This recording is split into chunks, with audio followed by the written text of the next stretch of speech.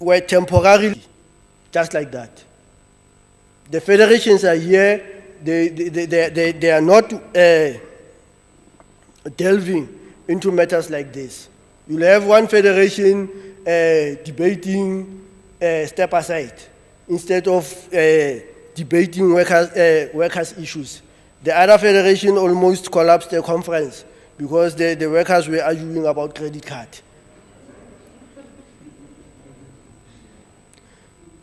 So it is an indictment on us. Those workers that are not unionized, it is our fault. It is our fault as trade unions, it is our fault as federations. We need to up our game. If we don't up our game, the employer is not there to take care of our needs and to help us up our game. So this thing, it depends on us. We have only 23% of workers that belong to unions. Only 23%. It's not even a quarter of the general workforce that belongs to trade unions. Who's organizing the rest of the 77%? The rest of the 77% that are not organized, if we don't organize them, as trade unions, as federations, they are going to be organized by thugs. And the thugs are very effective. They don't waste time. But science, they don't allow for a vacuum. When they see a vacuum, they will close it. You can't be sitting here and saying we are trade unions, we are federations, we are blah, blah, blah, but we have 77% of the workforce. It's a Mayanfela Momoyen that belongs nowhere. It's like when you are a parent, when you are a parent and your child says, no, mama, papa, no, papa, don't worry about raising me, I will raise myself. It's an indictment on us. Those 77% of the workers, why can't they trust the trade unions? What is it that they have seen? Or what is it that they have heard? In conclusion, Chairperson, this is the final conclusion now. I said I will police my time. I said I will police my time now. My time is about to end. Madam Speaker, in the past, we used to have trade unions. I know the comrades will look at me differently when I say this. We used to have trade unions. Now, we no longer have trade unions. We have shifted from trade unionism to state unionism.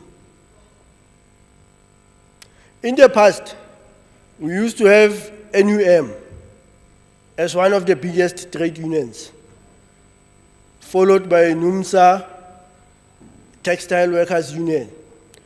Those were the unions which were operating in the private sector. Very large unions in the private sector. Now, all three leading federations, COSATU, FEDUSA, what is the other one? NACTU. All three of them, when you check who's the largest union, in COSATU, you have NEHAU. NEHAU is representing public servants.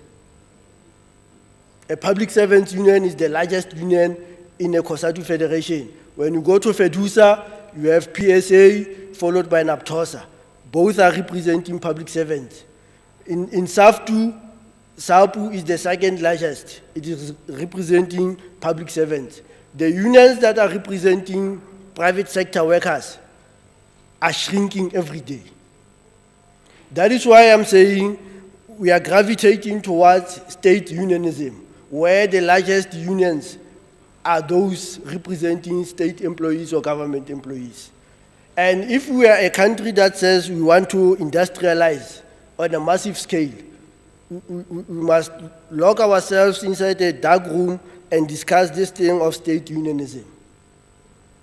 How did we arrive at a point where public sector unions are the largest across all federations? What kind of a state are we building? We need to build an economy that is based on industrialization. So if the largest unions are unions that represent public servants, then who's going to work in public sector? If we can't build our public sector to make it a very massive private sector, then the economy is not going anywhere. We are not going anywhere as a country. Chairperson, I will end there. My time has ended. I wanted to go further, but my policing of my time says I must retreat. So thank you very much.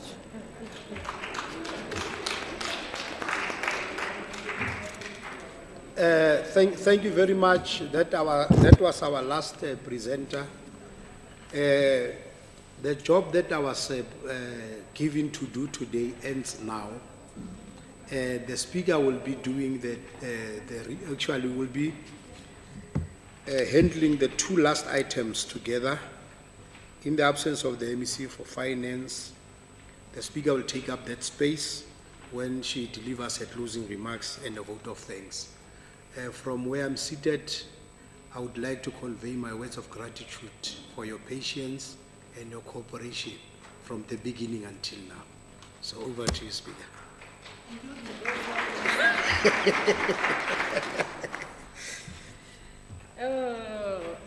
Yeah.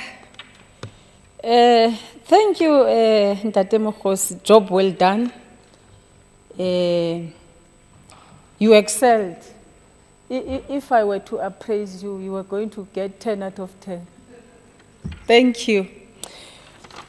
Honorable members, yes, of course, honorable members. First, let me convey an apology for the MEC for Finance. She was hoping that at least by 2 o'clock we shall have completed our business. She even showed me that she has a meeting with National Treasury and some of the municipalities in our province, because you've raised a number of issues yourselves today about municipalities. So she had to leave and attend that meeting. Unfortunately, it was physical, because I even asked, can't you go out, log in?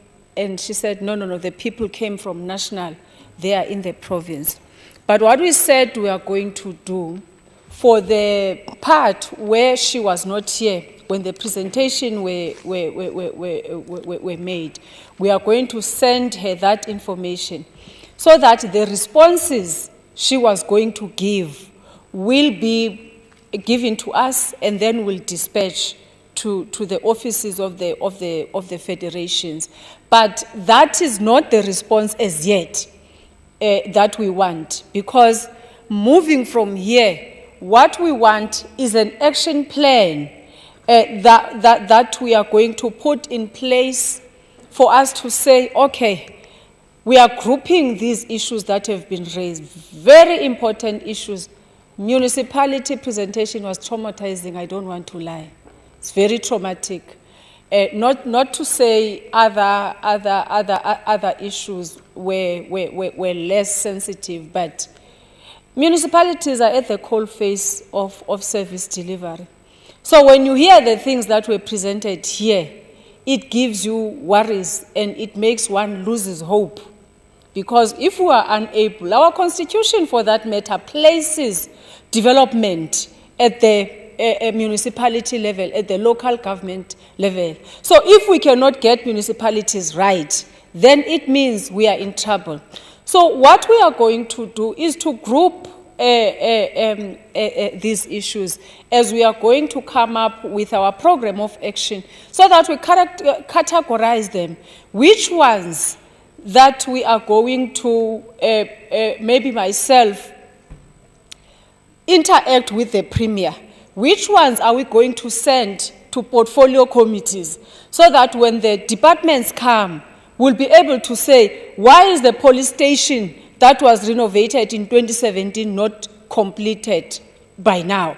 Because I should think that that has been in the APP and the budget has been reflecting that. So maybe the portfolio committee has missed that part. So we must be able to say to the portfolio committee, look into this matter. So I'm just making an example to say we need to categorize the issues that have been raised. Others are of national competence. We must be able to say to the Premier, you are sitting in the PCC Presidential Coordinating Council. Isn't it possible that these issues that we know that you cannot be able to tackle them at this level, can't you elevate them, spark a debate? Coming from Free State, this is what workers are saying from the Free State, at that level where the premiers and the presidents are meeting, to be able to look into those matters, issues of network that were raised, so that they can be elevated to that level. A lot has been raised, and some of the issues are not new, although some, having been inside to myself, I'm surprised that there are even the policies that have been reversed. I didn't know that the rural incentives policy, it's a policy, right? I wonder what stages did it take for that policy to be reversed? Because we are concerned as a legislature. Remember, we said one of our core functions, we are a law-making institution.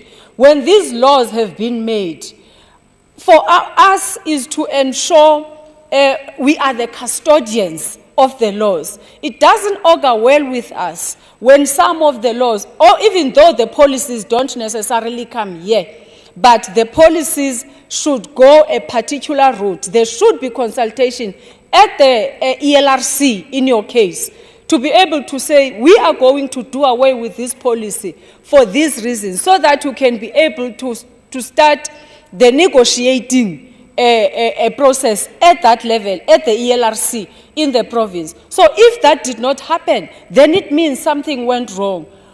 With other laws that we are picking up, that in terms of the application, somewhere, somehow, the laws that are made by these houses, remember, those are the laws that come here, most of them, as Section 76 bills, that we go out there and conduct public participation. We come here and get the conferral mandate, and we send to national, the law gets passed. It can't be correct that the laws will just be amended outside the process that we have just mentioned. So those are the areas that we have to look into. If it is a matter of a province, we are going to pick up, and we'll be able to say where do we then direct our response as the custodians of the law. Remember, as the legislature, we are the lawmakers. We become the custodian. The executive arm of the state are the executors of the law, and the court are the interpreters of they interpret the law. I don't want to get to that part of taking the abortion of the collective agreement to court, and you close your whatever recourse as the workers. I won't get there, but the judiciary is responsible for the interpretation of the law. So we are going to make sure that where the laws have been violated, we need to get an explanation as the legislature. We need to get an explanation. We will see which stakeholders, as the legislature, we can interact with anyone in the province, be it from the private sector or any state entity. So as I said it, when we sit down, the task team, which will be led by the manager in the office of the speaker, will be working with the representatives from yourselves, so that it's not our own thing. We have done that with the traditional leaders dialogue. We started that in 2020. We started that process of engaging, and we realized that there were so many issues.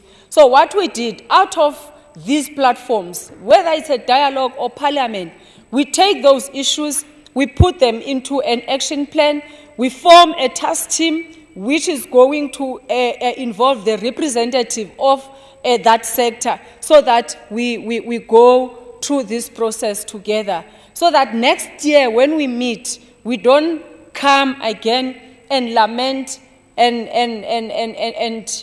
do all those things without necessarily showing progress. But we do not have to wait for next year, May, for us to hear progress. We must be able to say, this one was raised like this is how we have dealt with it, or this is the response we have received from the responsible people. Oh, the issue of, it's a worrying factor, the issue of non-payment of the third parties, because that thing is a serious injustice.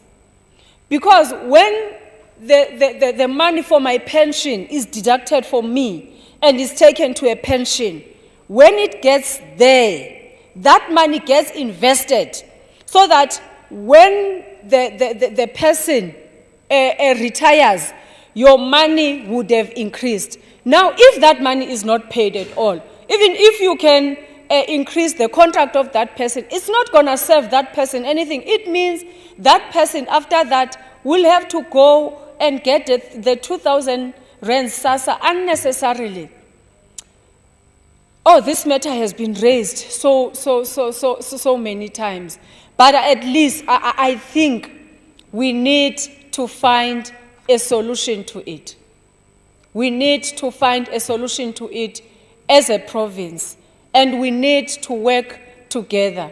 So as and when the manager in the office of the speaker approaches you to say, send people who are going to help, let us now develop a working document out of these issues so that we can move forward.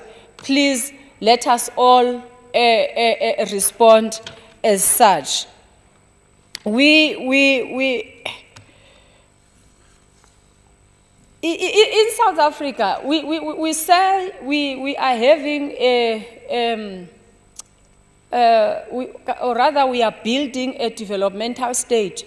We even go deeper to say, because the developmental state started in Japan after the World War II, and it was in 1989 when the term developmental state came about, after a scholar, Chalmers, went to research how did Japan had that boom after the collapse of the economy because of the World War II, and then other countries, Taiwan, Singapore, North Korea, adopted that model, and then it was referred to as a developmental state after that research was done. And you'd go to Scandinavian countries, they've embarked on a developmental state focusing on agriculture. These other Asian countries, they focused on industrialization, and China focused on technology. But what are we focusing on as South Africa? Because we cannot say we are building a developmental state from a vacuum. So I think that is where our problem is. We must be able to have something that we are putting our finger on to say, this is what we are going to use to move forward, without getting deeper into that debate. But I think somehow, when we think of the rate of unemployment that we are experiencing, and we are saying, if we are a developmental state, building a developmental state for the past a decade or so, why are we not moving? What is it that we are not doing correct for us to be able to get there and end up having a situation whereby the fiscus will shrink, and when the fiscus shrink, then we have workers complaining about the issues of collective bargaining not being respected, because I think that is where the source is. Having said all of that, I want to take an opportunity to thank you, all of you, for your participation. I'm sure it's the first time you find yourselves under one roof. and you are sitting in a way that the members in parliament are sitting, and I don't want you to have that mentality. I was expecting you to be mixing, you know, have SAF to this side and COSA to this side, just mixing, so that you don't sit like the opposition like this, because you must refuse to adopt that position of opposing one another, because in my view, you are representing Basebezi. In my view, when you talk about collective bargaining, it affects whether you belong to a COSATU affiliate or to a SAFTU affiliate. If you are talking about the traffic officers that do not have uniform, whether that traffic officer belongs to SAFTU or boldly so moving forward, this platform has been launched to happen annually so that we can be able to see how far it can take us. We all want to better our province. We all want to better the conditions of the working class. We all want to better the conditions of service of our people. So I think it is possible. The working class have a history in the world. You'll remember how Lenin overturned the Tsarist system in Russia. I mean, in the Soviet Union. By that time, it was through the workers. He led workers successfully so to establish a socialist state in Russia. I don't want to get into politics. This podium does not allow me, but the context is that where there is unity, the working class can get up and be able to pursue things. We've struggled before, and things have happened before in the best interest of the workers and our communities. I want to thank you. Thank you, Program Director.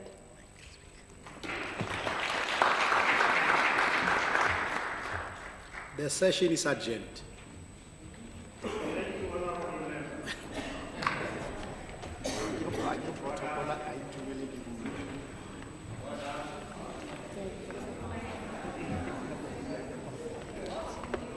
Order ya secretary.